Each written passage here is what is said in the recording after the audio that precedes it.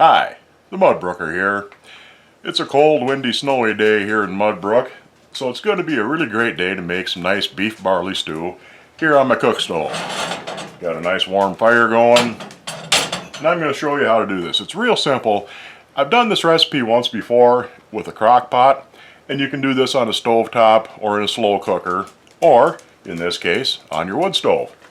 Before I start though, I would like to say thanks to my channel members, The Needy Homesteader, Grampy Lobster, Mr. Smith's Kitchen, S.W. Heatley 27, Ron Thompson, Loretta Comer, Billy Lee Lawhan, Karen Neal, Richard from Canada, Mel Good, B&U Acres, Rachel Tremblay, Beagle Mama, Greg Boone, Maureen Thieker, Linda Jasper, Linda Neff, Fred Revels, and my newest member, Judy James.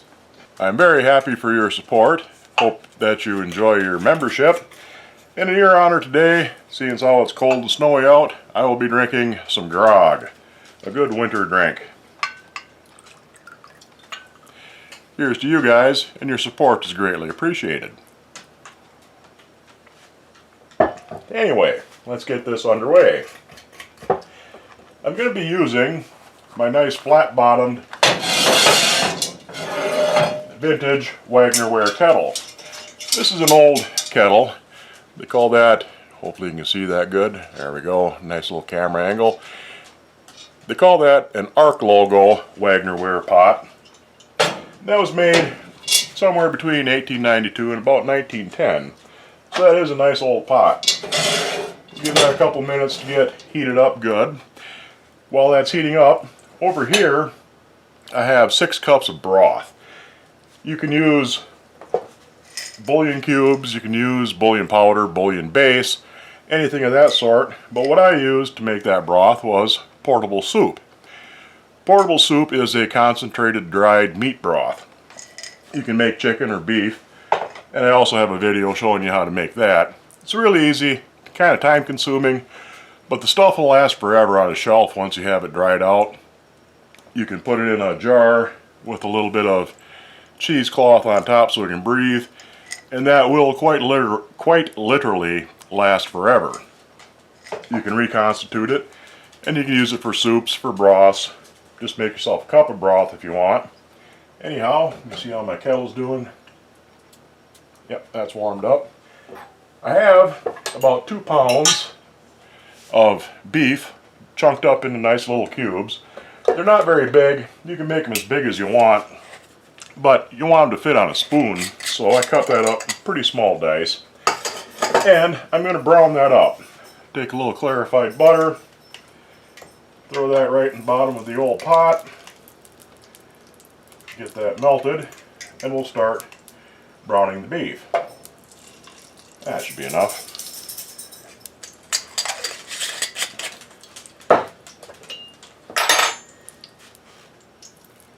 Yeah, that's pretty funny.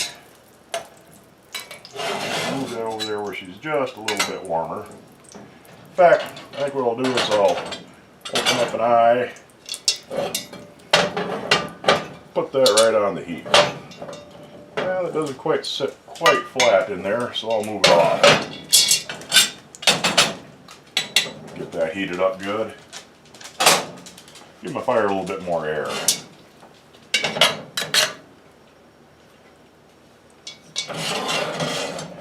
Now when you're browning meat, you don't want to overload your pan. If you get too much in there, the juices will cook out and it won't brown very well. It'll end up more boiling in its own juice than it will searing. These are small little pieces, so they won't take very long, but I want to do a little bit at a time. You don't need to cook them all the way through at this point because they're going to simmer for a long time. I just want to give them a nice little sear.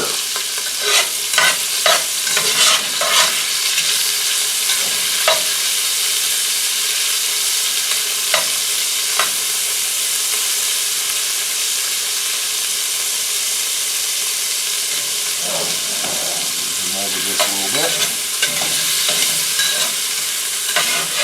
Just kind of toss them around in there.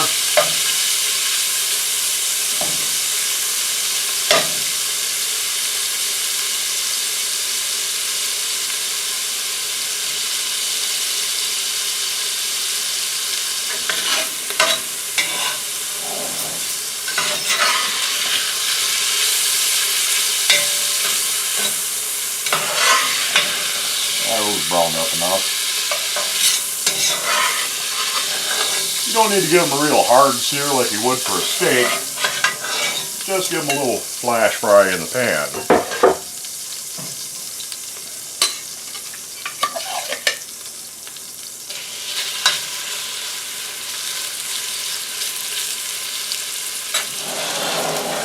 And here that's cooled off a little bit, so I'll put her back on the hotter spot of the stove.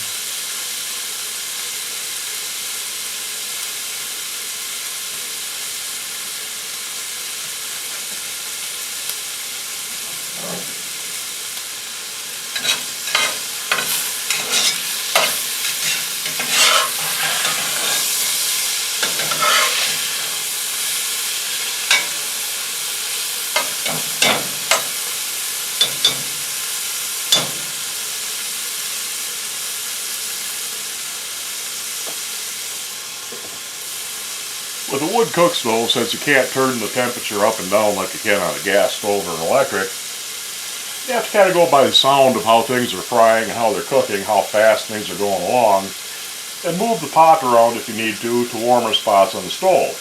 Usually the hottest part of the stove is right about in here, kind of on the edge of the firebox, because the flame comes out of the firebox and I have the damper closed so it's going across the top and around the oven. So once you got a nice warm spot, it takes a little practice to figure out where all the best spots are for what you're up to. And of course it's a lot cooler over on the far side of the stove where I have my broth sitting. One more little batch of meat here and that should do it.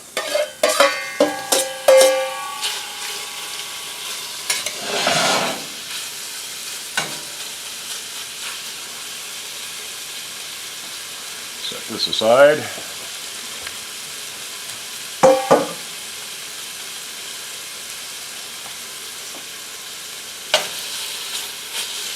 Now I'm not going to salt and pepper this at this point. Because this is going to cook for a long time, it's kind of hard to judge how much salt and pepper to put on early on, especially with barley or potatoes or something starchy, because they tend to really soak up salt and it's easy to oversalt things after they've cooked down. So I'm going to hold off until the very end to season this up with a little salt and pepper.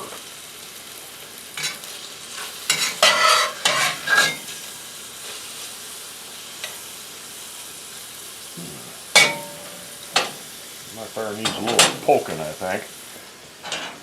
Set it in here.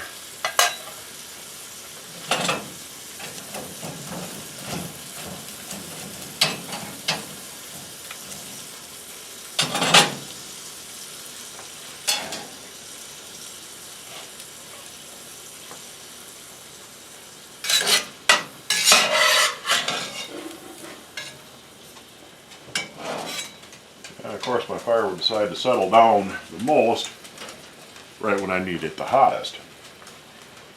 I'll open that up, get a little bit more air going through there.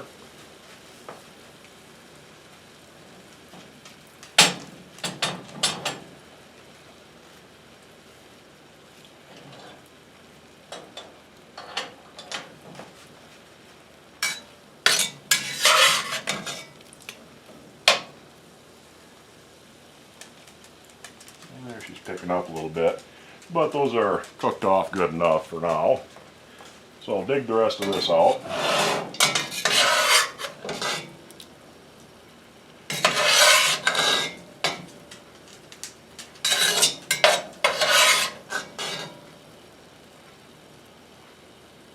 Set this aside for the moment, and grab my hot pad for that. There she's heating up again. And I'll grab my broth. I'm going to give it just a little splash at first to deglaze the pot, get all them fried down little bits and pieces loose from the bottom.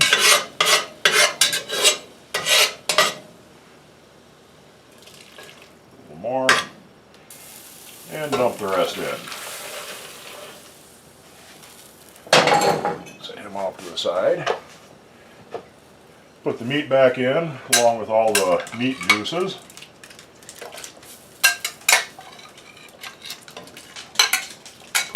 Because you want all them juices in there too. And now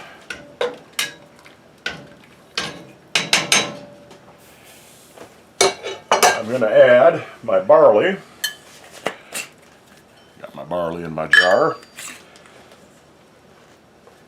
Like I said, 6 cups of broth, probably about 2 pounds of meat, and about 2/3 of a cup of barley.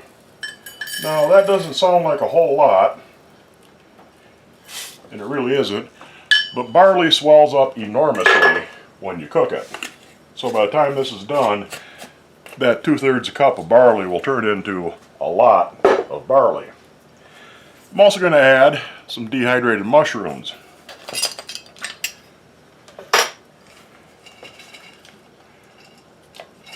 Come on out of there, you. A few good handfuls. I don't know how many that is exactly, probably that many. Probably 3/4 of a cup, maybe a cup. And I'll give them a little stir. And I'm going to bring this back up to a boil.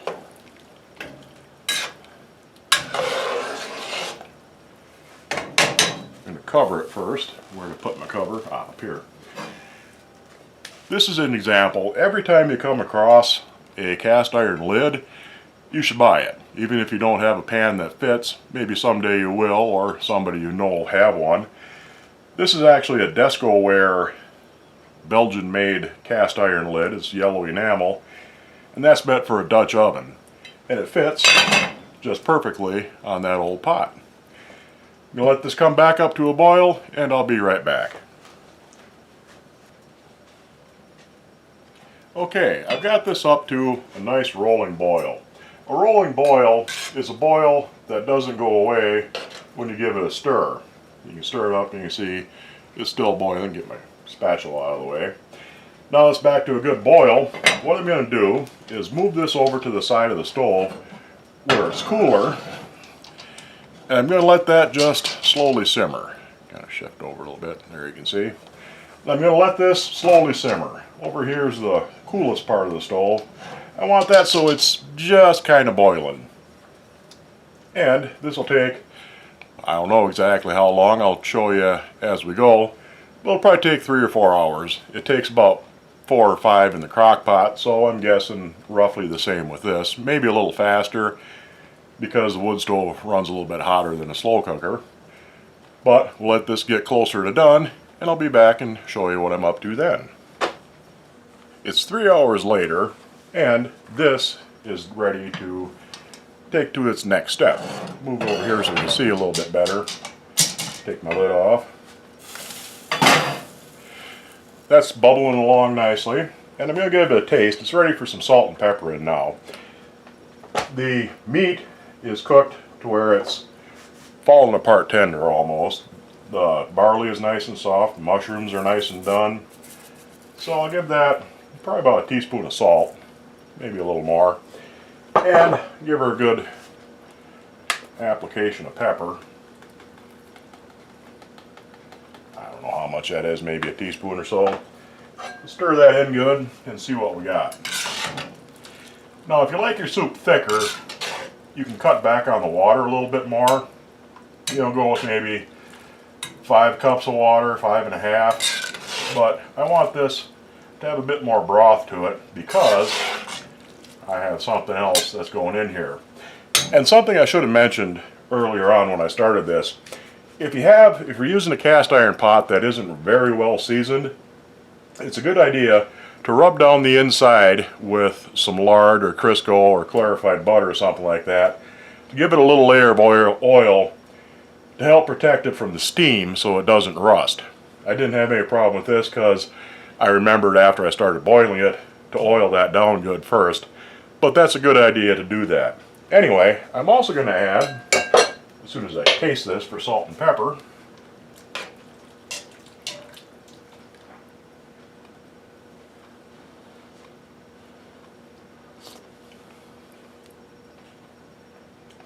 Yeah, it's pretty good. I'll give it a little bit more pepper, I think. But the salt is about right. Oops. Make it a little pepperier because I have some more things I'm going to add. I have some carrots that I canned up earlier this year. Maybe it was last fall. And I sliced them up into nice little coins. That's about a pint worth of carrots. I also have, set these aside, I also have some frozen peas that I thawed and drained. Not quite sure how many of them I'll need. That's one bag. I'll stir them in and see if that's enough.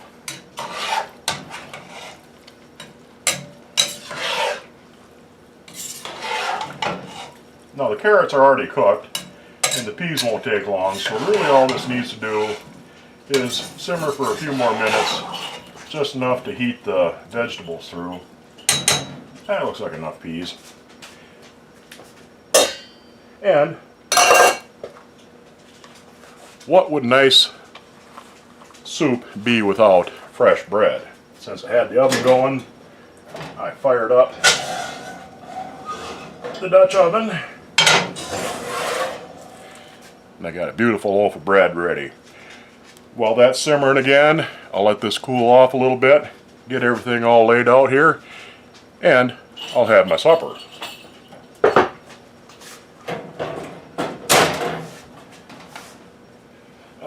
the lid for that.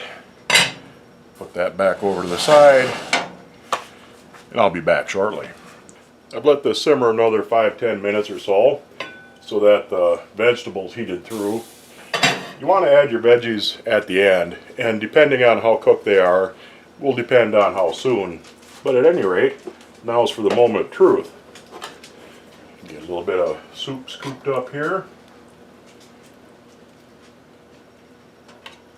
I wanted this to have a little bit more broth to it because I wanted to have broth to soak up with my bread. So give me a little bit of broth there. Doesn't that look nice? Tip the camera down a little bit.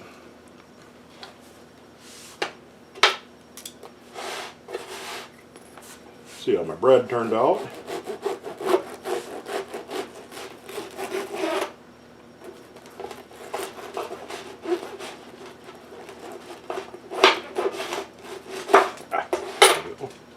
Oh yeah, that turned out real beautiful. Nice and light and fluffy. Get a little butter.